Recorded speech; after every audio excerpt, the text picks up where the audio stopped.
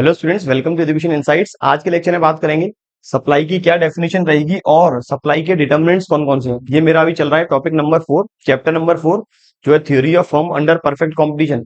मैंने बात कर ली है रेवेन्यू की, मैंने बात कर ली है प्रॉफिट कैसे कैलकुलेट होगा, मैंने बात कर ली है प्रोड्यूसर का इक्विलिब्रियम पॉइंट कैसे आइडेंटिफाई करेंगे। अब बात है सप्लाई और इसके वेरियस कंपोनेंट्स जो हम सप्लाई के अंदर कवर करने वाले हैं। बच्चों, इस टॉपिक की मेन इंपोर्टेंट बात ये है कि ये टॉपिक ऑलमोस्ट डिमांड जैसा ही है। मैंने वहां पहले बात की थी डिमांड की डेफिनेशन, यहाँ बात होगी सप्लाई की डेफिनेशन की। डिमांड के डिटर्मिनेंट्स जिनसे डिमांड प्रभावित होती है, सप्लाई के डिटर्मिनेंट्स जिनसे सप्लाई प्रभावित होगी। Individual demand function, individual demand schedule, individual demand करो, ऐसे ही individual supply schedule, individual supply करो। फिर लॉ ऑफ डिमांड यहाँ पर आएगा, law of supply, movement along with the demand curve and shift in demand curve, यहाँ पे आएगा movement along with the supply curve and shift in supply curve. आखिरी में बात करेंगे, वहां की थी प्राइस इलास्टिसिटी ऑफ डिमांड, यहां बात होगी price elasticity of supply. Almost chapter एक जैसा ही है ये टॉपिक, सेम डिमांड जैसा ही।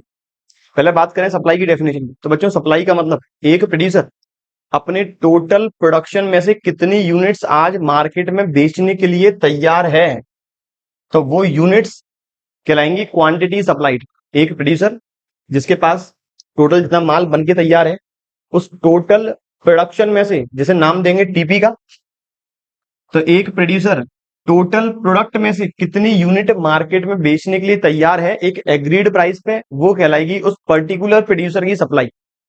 Supply means number of units a firm और producer wants to sell at agreed price, या फिर और we can say total number of units that a firm chooses out of its total production, मतलब TP. Total production में से producer कितनी unit आज market में बेचने के लिए तैयार है एक एग्रीड प्राइस पे, उसे बोला गया है सप्लाई। तो सप्लाई के लिए भी दो एलिमेंट्स का होना बहुत जरूरी है, नंबर वन इज प्रोडक्शन और number second is agreed price. Supply के लिए प्राइस का होना बहुत जरूरी है, और सप्लाई के लिए इतना प्रोडक्शन हो, इतनी यूनिट्स हो कि प्रोड्यूसर मार्केट में सप्लाई कर पाए, तभी तो बोला जाएगा सप्लाई। ये बात थी सप्लाई की डेफिनेशन। अगला कहता है सप्लाई के डिटर्मिनेंट्स। डिटर्मिनेंट्स का मतलब कौन कौन से एलिमेंट्स ऐसे हैं जो सप्लाई को इफेक्ट करेंगे। तो डिटर्मिनेंट्स मैंने केवल कुछ 5 कवर किए। पहला है price of own good. Effect किस फॉर्म में करेंगे, हो सकता है पॉजिटिव फॉर्म में इफेक्ट करें, हो सकता है नेगेटिव फॉर्म में इफेक्ट करें। पहला है price of own good. Price of own good का मतलब जिस प्रोडक्ट में प्रोड्यूसर डील करता है। सपोज प्रोड्यूसर बेच रहा है चाय पत्ती, प्रोड्यूसर बेच रहा है टी लीव्स। तो यदि पर्टिकुलर प्रोडक्ट की प्राइस बढ़ती है या पर्टिकुलर प्रोडक्ट की प्राइस गिरेगी, उससे ही इफेक्ट आएगा प्रोड्यूसर की सप्लाई के ऊपर। तो जिस प्रोडक्ट में प्रोड्यूसर करता है डील, उसी की प्राइस को बोलते हैं प्राइस ऑफ ओन गुड। इस प्राइस में होगा चेंज, तब सप्लाई इफेक्ट होगी। किस फॉर्म में इफेक्ट होगी, अगर इसकी प्राइस बढ़ती है तो सप्लायर का प्रॉफिट बढ़ेगा, keeping other factors remains constant. एक बार में केवल एक ही फैक्टर चेंज होगा। पहला फैक्टर जो है प्राइस ऑफ ओन गुड, केवल या तो यही चेंज होगा या फिर ये अदर फैक्टर्स चेंज होंगे।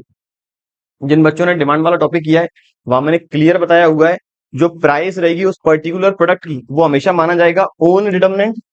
ये हमेशा माना जाता है ओन डिटर्मिनेंट, और बाकी सारे माने जाते हैं अदर डिटर्मिनेंट्स। तो जब प्राइस चेंज हो रही है उस पर्टिकुलर आइटम की जिसमें प्रोडक्ट प्रोड्यूसर कर रहा है डील, तो बाकी सारे फैक्टर्स रहेंगे constant. For example, suppose producer पहले जो चाय पत्ती है वो बेचता था 50 रुपए पर यूनिट के हिसाब से, और उसकी उस समय मैन्युफैक्चरिंग कॉस्ट थी सपोज 35 रुपए पर यूनिट। ये इसकी मैन्युफैक्चरिंग कॉस्ट है, बनाने का खर्चा, और ये इसकी सेलिंग प्राइस है। मतलब प्रोड्यूसर पहले प्रॉफिट कमा रहा था 15 रुपए पर यूनिट, आज प्राइस हो गई है 60 रुपए। Keeping other factor remains constant, cost अब भी रहेगी 35, तो प्रोड्यूसर का प्रॉफिट कितना है 25। इसका मतलब प्रोड्यूसर का प्रॉफिट बढ़ेगा, मार्केट में और सप्लाई क्रिएट होगी। अगर प्राइस गिर जाए, प्राइस रह गई केवल 40, कॉस्ट 35, तो कितना प्रॉफिट 5। तो प्राइस ऑफ ओन गुड का क्या रिलेशन है, प्राइस ऑफ ओन गुड का रिलेशन है प्राइस यदि बढ़ती है प्रोड्यूसर के प्रॉफिट राइज होंगे, keeping other factor remains constant, then supply will also increase. If there is decrease in price, then profit of the producer will decrease, which states supply will decrease in the market। अगला factor है price of other good. यहां other good का मतलब demand में other good का मतलब था substitute और कॉम्प्लीमेंट्री। यहां अदर गुड का मतलब है हमारे कॉम्पिटिटर का गुड, हमारे कॉम्पिटिटर का, जो हमारा कॉम्पिटिटर जिस गुड में डील कर रहा है, पूरा लिख लेते हैं कॉम्पिटिटर। हमारा कॉम्पिटिटर जिस गुड में डील कर रहा है, कॉम्पिटिटर, कॉम्पिटिटर्स गुड, उस प्रोडक्ट की यदि प्राइस, प्राइस का मतलब मार्केट प्राइस, अगर बढ़ती है तो हमारे प्रोड्यूसर के प्रॉफिट राइज होंगे हमारे प्रॉफिट के कंपैरिजन में। फॉर एग्जांपल, बच्चों की तैयारी को और बेहतरीन बनाने के लिए एक कॉम्प्रिहेंसिव बुक लेकर आए हैं, क्वेश्चन बैंक विद सॉल्यूशन, जिसमें आपको अकाउंटेंसी, इकोनॉमिक्स, बिजनेस, इससे रिलेटेड पिछले 10 से 15 साल के एग्जामिनेशन वाइज क्वेश्चंस आपको मिलने वाले हैं, जो हमने कवर किए यहाँ चैप्टर वाइज। और इकोनॉमिक्स और बिजनेस की तैयारी अच्छी करने के लिए हमने अलग से चैप्टर वाइज क्वेश्चंस भी कवर किए हैं, जिसमें आपको वेरी शॉर्ट, शॉर्ट, लॉन्ग और मल्टीपल चॉइस क्वेश्चन के फॉर्म में बहुत सारे क्वेश्चंस मिलने वाले हैं। प्लस इस बुक के अंदर हमने 6 मॉडल टेस्ट पेपर भी कवर किए आपकी तैयारी को और अच्छा करने के लिए। इस बुक को परचेज करने का लिंक नीचे दिया हुआ है, आप अमेजॉन या फिर हमारे एप्लीकेशन से डायरेक्ट से परचेज कर सकते हैं, या फिर इसे आप हमारे हेल्पलाइन नंबर 7877201323 से भी परचेज कर सकते हैं। Thank you. पहले मेरा प्रोडक्ट भी 50 रुपए का था और मेरे कॉम्पिटिटर के प्रोडक्ट की भी प्राइस थी 50 रुपए। हम दोनों की जो मैन्युफैक्चरिंग कॉस्ट थी वो सपोज थी 40 रुपए, तो दोनों के प्रॉफिट कितने थे? 10। आज मेरे कॉम्पिटिटर के प्रोडक्ट की प्राइस हो गई है 55, तो अब उसका प्रॉफिट कितना होगा? 15। आप लोग सोच रहे होंगे कि सर अगर कॉम्पिटिटर प्राइस इंक्रीज कर देगा तो कस्टमर तो हमारा गुड परचेज करना स्टार्ट कर लेंगे। अगर जो कस्टमर पहले 50 रुपए पेड कर रहे थे, हमारे कॉम्पिटिटर ने प्राइस इंक्रीज कर दी 55 रुपए, तो कोई कस्टमर कॉम्पिटिटर वाला गुड परचेज क्यों करेगा? बच्चों मैंने स्टार्टिंग में बता दिया है, keeping other factors remains constant. सारे फैक्टर्स कांस्टेंट मानेंगे, प्रोड्यूसर ने प्राइस बढ़ा दी है तभी उसका प्रोडक्ट बिकेगा। हमें कंपेयर करना है प्रॉफिट से। मेरा पहले प्रॉफिट था 10, प्रोड्यूसर का भी पहले प्रॉफिट था 10, अब मेरा प्रोड्यूसर अब भी 10 है, प्रोड्यूसर का हो गया 15। इसका मतलब प्रोड्यूसर के गुड्स की प्राइस बढ़ने की वजह से मुझे उसके कंपैरिजन में लॉस होता जा रहा है। तो due to the rise in price of competitors good, our profit will reduce, it leads to decrease in supply. और यदि प्रोड्यूसर के गुड की प्राइस डिक्रीज होगी, हमारे प्रॉफिट पहले के बराबर ही है, उसके प्रॉफिट होंगे डिक्रीज, तो हमारी सप्लाई मार्केट के अंदर राइज होगी, keeping other factors remains constant. हमेशा मानेंगे प्रोड्यूसर जो माल मार्केट में आज बेच रहा है, कंज्यूमर उसे खुशी खुशी परचेस कर लेगा। आगे चलें, अगला है cost of input used. Cost of input used का मतलब जो इनपुट या रॉ मटेरियल या factors of production producer use कर रहे हैं, अगर वो सस्ते हो जाएं। मेरा प्रोडक्ट 50 रुपए का, मेरी मैन्युफैक्चरिंग कॉस्ट आ रही है सबसे पहले वाले एग्जांपल में 35, मेरी मैन्युफैक्चरिंग कॉस्ट, तो मुझे प्रॉफिट हो रहा था 15। आज सपोज मैन्युफैक्चरिंग कॉस्ट हो जाए 40 या फिर मैन्युफैक्चरिंग कॉस्ट हो जाए 30 रुपए, एक बार में केवल एक ही फैक्टर चेंज होगा, या तो प्राइस ही चेंज होगी या अदर फैक्टर्स चेंज होंगे। तो यदि मैन्युफैक्चरिंग कॉस्ट बढ़ जाएगी, सेलिंग प्राइस सेम वही रहेगी, तो मेरे प्रॉफिट कम हो गए, और यदि मैन्युफैक्चरिंग कॉस्ट कम हो जाए तो मेरा प्रॉफिट बढ़ जाए। तो हम ऐसा इनपुट यूज कर रहे हैं जो अब महंगा हो गया है, महंगे होने की वजह से हमारे प्रॉफिट होंगे रिड्यूस, हम मार्केट के अंदर सप्लाई कर देंगे डिक्रीज। और यदि हम ऐसे रॉ मटेरियल यूज कर रहे हैं जो अब सस्ते मिलने लगे, सस्ते बिक रहे हैं मार्केट के अंदर, तो हम ज्यादा प्रॉफिट कमा पाएंगे और अपनी मार्केट के अंदर सप्लाई इंक्रीज कर देंगे। अगला है टेक्नोलॉजी यूज इन प्रोडक्शन। हम जो टेक्नोलॉजी यूज कर रहे हैं, अगर वो अपडेटेड टेक्नोलॉजी में कन्वर्ट हो गई, अगर हम जो टेक्नोलॉजी पहले यूज कर रहे थे, मार्केट में कोई नई तकनीक आ चुकी है जिससे कॉस्ट कम होगी, अगर जितनी अपडेटेड टेक्नोलॉजी रहेगी कॉस्ट उतनी कम होगी, तो कहीं ना कहीं मेरा प्रॉफिट बढ़ेगा। Keeping price of own good remains constant, profit बढ़ेगा। लेकिन हम जो टेक्नोलॉजी यूज कर रहे हैं वो और आउटडेटेड होती जा रही है, पुरानी होती जा रही है, जितनी पुरानी तकनीक उतनी ज्यादा कॉस्टिंग।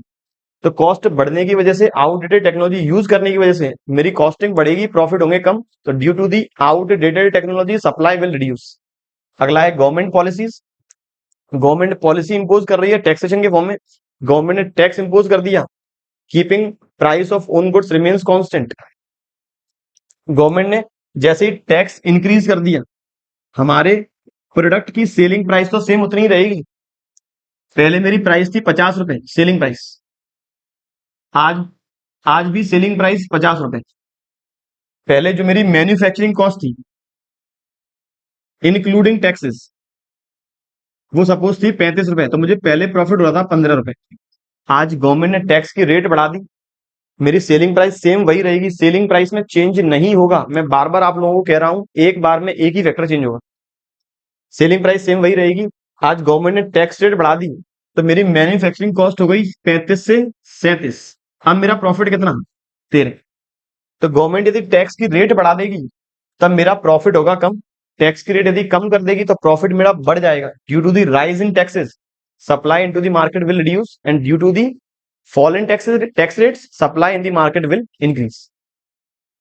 वापस एक बार डिटर्मिनेंट की बात वापस कर ले, एक बार पहले सप्लाई की डेफिनेशन की बात वापस कर ले। सप्लाई का मतलब क्या था, एक प्रोड्यूसर के पास इतने फैक्टर्स, इतना प्रोडक्शन है, प्रोडक्शन कर पाए, मार्केट में माल बेच पाए, और एक प्राइस जिस पर वो बेचना चाहता है वो मार्केट में एग्जिस्ट करती है, तभी बोला जाएगा supply.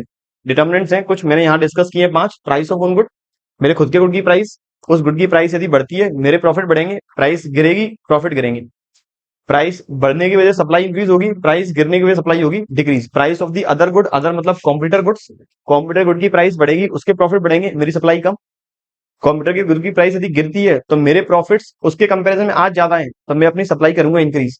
Cost of input use, जो इनपुट यूज कर रहे हैं सस्ता है, उस केस में मैं और मार्केट के अंदर सप्लाई इंक्रीज कर दूंगा, लेकिन वो महंगा होता जा रहा है, मैं सप्लाई कर दूंगा डिक्रीज। अपडेटेड टेक्नोलॉजी यूज करेंगे सप्लाई होगी इंक्रीज, आउटडेटेड टेक्नोलॉजी यूज करेंगे सप्लाई होगी डिक्रीज। और गवर्नमेंट यदि टैक्सेस इंप्लीमेंट करेगी तो कॉस्ट बढ़ेगी प्रॉफिट होगा कम। यदि गवर्नमेंट टैक्स डिक्रीज कर देगी टैक्स रेट्स तो मेरे कॉस्ट होगी कम, प्रॉफिट राइज होंगे, सप्लाई इंक्रीज होगी। बच्चों ये बात थी आज के ओवरऑल लेक्चर के बारे में, जहां मैंने डिस्कस किया सप्लाई और डिटर्मिनेंट्स ऑफ सप्लाई। अगले टॉपिक में बात करेंगे सप्लाई का स्केड्यूल कैसे बनेगा, कितना टाइप्स रहेंगे, और सप्लाई के कर्व और सप्लाई के कर्व के टाइप्स कितने हैं। तब तक पढ़ते रहिए और बने रहिए हमारे चैनल के साथ। Thank you.